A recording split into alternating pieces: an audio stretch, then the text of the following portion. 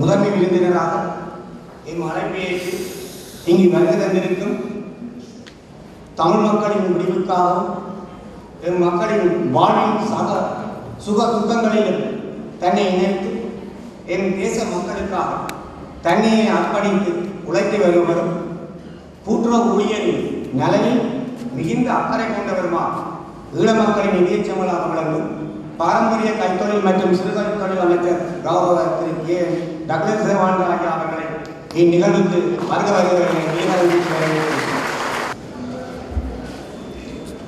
அனைவருக்கும் வணக்கம். நேரத்தை கருத்தில் கொண்டு சுருக்கமாக ஒரு சில வார்த்தைகளை கூறி விடவர விரும்புகின்றேன். இந்த கோரிக்கை தொடர்பாக 3 கோரிக்கைகள் தொடர்பாக ஏற்பாட்டாளர்கள் என்னோட கலந்துரையாடினார்கள். அப்போ அவரோட நான் சொன்னேன், நீங்கள் 4 பேர் அல்லது குழு மாத்திரம் இந்த பிரச்சனையை முன்னெடுப்பதால் எந்த பயனும் கிடைக்கப் போவதில்லை.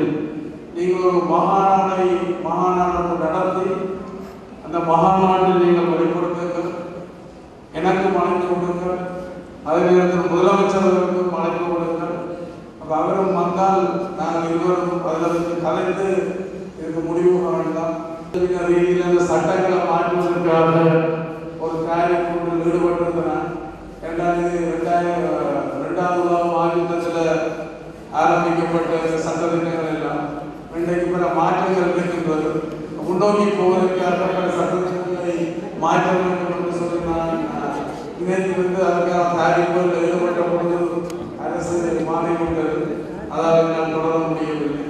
இருந்தாலும் வடமாநிலத்தை பொறுத்த வகையில் இந்த மாநிலசபை வந்திருக்கின்றபடினா ஆளுங்கட்சியும் எதிர்கட்சியும் தங்களுடைய விருப்ப ஆர்வத்தை வெளிப்படுத்தி இருக்கின்றபடியினாலும் நீங்களும் திரண்டு வந்து உங்களுடைய கோரிக்கையை வெளிப்படுத்தினபடியினாலும் இது விரைவாக நடக்க வேண்டும் என்று வாழ்த்து கூறி அதனுடைய விரைவான முன்னேற்றத்திற்கு நான் எப்பொழுதும் உங்களுக்காக